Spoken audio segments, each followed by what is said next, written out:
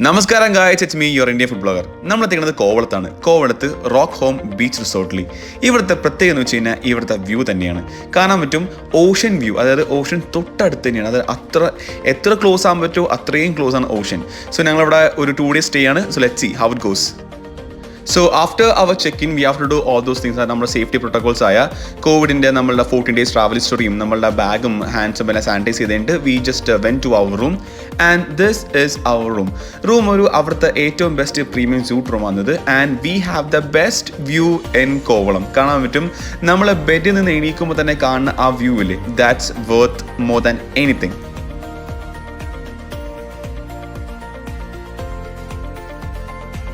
So yes, let's see the view of the room.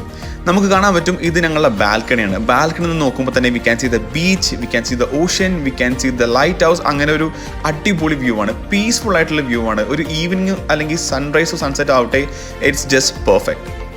പിന്നെ ultimately ഞാനൊരു food blogger ആണല്ലോ, അപ്പോൾ ഞാൻ പതുക്കെ താഴത്തേക്ക് വന്നാണ് റെസ്റ്റോറൻറ്റിലേക്ക് ഫുഡ് കഴിക്കാൻ വേണ്ടി. റെസ്റ്റോറൻറ്റിലാകട്ടെ റൂമിനേക്കാളും വെല്ലുന്ന ഒരു അടിപൊളി view.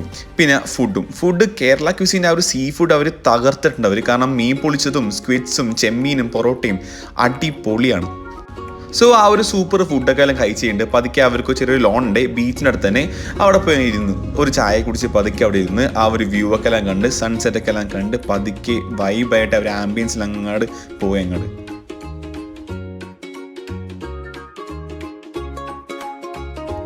And you know what the best part is? The best part is like അവർക്കൊരു എൻട്രൻസ് ഉണ്ട്, അവർക്ക് ചെറിയൊരു വഴിയുണ്ട്, ബീച്ചിലേക്ക് പോകേണ്ട ചെറിയൊരു വഴിയുണ്ട്. ആ വഴി തന്നെ കാണണം. It's actually a cute little steps. അത് നേരെ പോയി ചേർന്നത് നമ്മളുടെ ബീച്ചിലേക്കാണ്. They have a private beach എന്ന് പറയാൻ പറ്റില്ല, public also use it, but then അത്രയ്ക്കും തൊട്ടടുത്താണ് ബീച്ച്. അപ്പോൾ ബീച്ചിൽ പോകാൻ നമുക്ക് ചില്ല് ചെയ്യാം. Also if you are a yoga person, they also have a yoga place. നിങ്ങൾക്ക് രാവിലെ ഒരു 6 മുതൽ 8 മണി വരെ അവിടെ യോഗ എല്ലാം പ്രാക്ടീസ് ചെയ്യും. So you can go there. And this is the best part, they also have a Ayurvedic treatment place. ഒരു doctor on call ഉണ്ട്, ഉഴിച്ചിൽ തിരുമൽ അങ്ങനെ എല്ലാം ചെയ്യും. നമുക്കൊരു പാക്കേജ് തന്നെയുണ്ട്. So you can go there, you can experience that also.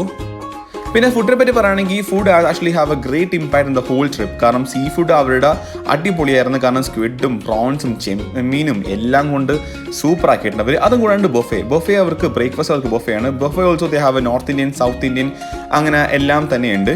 So finally our 2 days stay in Rockholm Resort came to an end.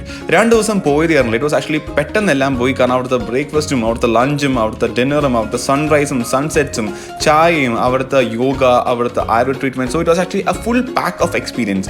അപ്പോൾ if you plan to go to Kovalam, try Rockholm hotel because it's worth every single thing. അവിടുത്തെ food ആയിക്കോട്ടെ, hospitality ആയിക്കോട്ടെ, facilities ആയിക്കോട്ടെ, it's just everything. So guys, it's me your Indian food blogger. Like, subscribe and share. Take care.